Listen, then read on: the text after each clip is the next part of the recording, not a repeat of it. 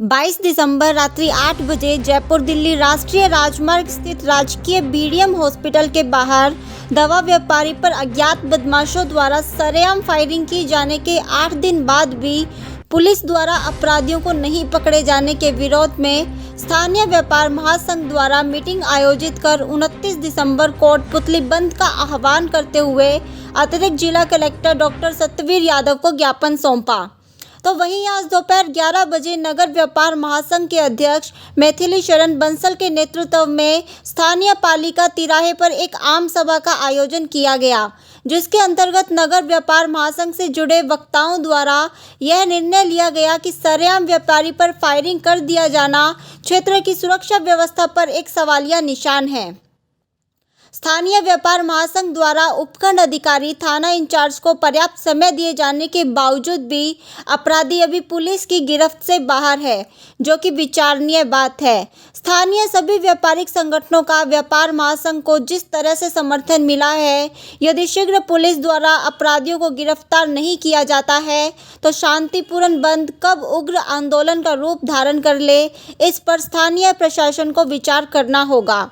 नगर व्यापार महासंघ द्वारा किए गए बंद के आह्वान के दौरान नगरपालिका तिराहे पर जारी धरना प्रदर्शन के दौरान पहुंचे पूर्व विधायक, संसदीय सचिव रामस्वरूप कसाना, पूर्व पालिका चेयरमैन प्रकाश सैनी, भाजपा विधानसभा प्रभारी मुकेश गोयल सहित व्यापार महासंघ से जुड़े सभी पदाधिकारी मौजूद रहे।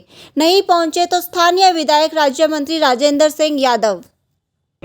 हमारे कुछ वक्ताओं ने ये कही कि हमारे पूर्व घटनाओं के लिए ऐसी कोई बात आई नहीं, और हमारे महामंत्री जी ने कहा कि हमारे पास कोई लिखित में इस प्रकार का आया नहीं और हमने उस पर एक्शन लिया।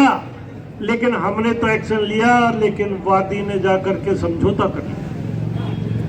उस समय हमारा जवाब देना मुश्किल हो गया, इसलिए आवश्यक है कि आप उसको लिखित में दें, हम आग्रह करें और उस पर कोई कार्रवाई करें सामूहिक रूप से, तो उसका आपको भी संतोषजनक जवाब मिलेगा और हम भी उसमें संतुष्ट होंगे।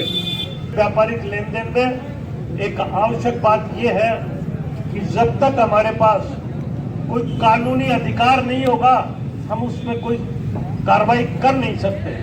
हम तो यही कर सकते हैं, एक दूसरे को समझाइश से अगर समझ जाए तो आपसी समझौते से कोई बात बैठ जाए तो कर सकते हैं, अन्यथा हमारे पास कोई कानूनी इस प्रकार का अधिकार नहीं है कि हम उसको दंडित कर दें और वो दंड दे करके उसको सजा मिले। इसलिए ये जो समस्याएं हैं निश्चित रूप से आनी चाहिए, हम प्रयास करें, ये बात अलग है, लेकिन अधिकार हमारे पास नहीं होने से इस बात में हम कमजोर पड़ते हैं। व्यापारीगण को मैं धन्यवाद देना चाहता हूं कि आप लोगों ने एक घटना के विरोध में सब लोग साथ आए। मैं मुकेश जी का भी स्वागत करता हूं। अब मैं देखता आ रहा था, कुछ व्यापारीगण दुकानें खुली रख रखी हैं। ऐसा क्यों? भाई राजेश जी ने सवाल उठाया। मैं तो पहले दफा आपके व्यापार संगठन के अध्यक्ष मैथिली जी के द्वारा आमंत्रित किया, मैं जरूर आऊंगा चाचा जी। सबसे पहले एक बात कहना चाहता हूं, झगड़ा या अन्य कोई किसी व्यापारी का शोषण हो रहा है, चाहे किसी समाज का हो, फुटकर हो, चाहे कितना बड़ा व्यापारी हो, सब लोग एक साथ आए। मैं सुन रहा था, चाहे कांग्रेस की गवर्नमेंट हो, चाहे भाजपा की हो या अन्य किसी दल की हो, हम किसी पार्टी के नहीं है, हम कोटपुतली शहरवासी हैं। मैं सुबह पढ़ रहा था पत्रिका में, कोरोना काल में 22% FIR अपराध कम हुए। यदि कोरोना काल नहीं आता तो कितना गुना बढ़ता, ये भी सोचने का विचार है। और ऐसी भावना रहनी चाहिए। दूसरी बात, तो आपने अपने वादे की बात कही, जो उस टाइम में युवा थे, उन लोगों के आह्वान पर एक कोटपुतली की आवाज गई और BBC लंदन ने हमने सुना रेडियो पर।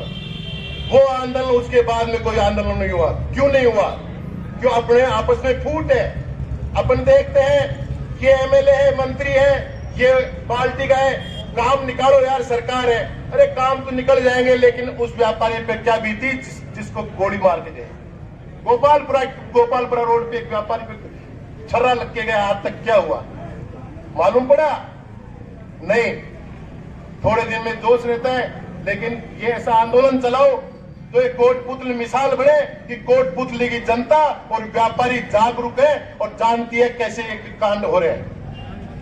मैं प्रशासन को ये कहना चाहता हूं कि प्रशासन नाम की चीज है या नहीं है।